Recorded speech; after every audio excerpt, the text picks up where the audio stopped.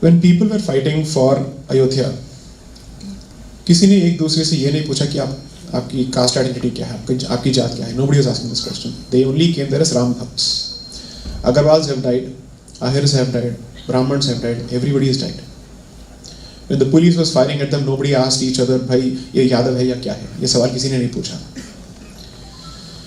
So use this basic नुस्खा of human psychology कि आप लोगों को एक cause दीजिए to rally behind. Nobody asked questions relating to language or caste. When Shivaji was fighting the Mughals, तब तक तो ये सवाल उठे ही नहीं थे. एक मिनट के लिए मान लेते हैं कि जितने भी हिंदू समाज के अंदर विकृतियां हमें पढ़ाई जाती हैं, ये उस कालखंड में भी था. एक मिनट के लिए मान लीजिए. But that did not stop the Hindus from uniting with each other to fight. At best, the division may have been political, but it was not caste-based or language-based.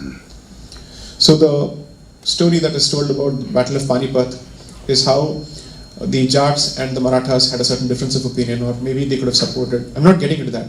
But ये इसलिए नहीं हुआ था कि ये जाट हैं वो मराठे हैं. That was not the reason. It was a political consideration of a different order altogether. So what I've tried to show through the first and the second books is the British man did not have to deal with the issue of caste in Africa, and still the better part of Africa is either Christian or Muslim. He did not have to deal with the issue of caste in New Zealand. The Maoris are not to be found in as many numbers anymore.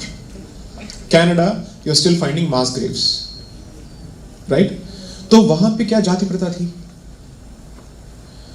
So he invents excuses each time he goes to a particular jurisdiction to say, मैं यहाँ पे आपका उद्धार करने के लिए आया. And he is taking upon himself this benign burden, which is otherwise colonization.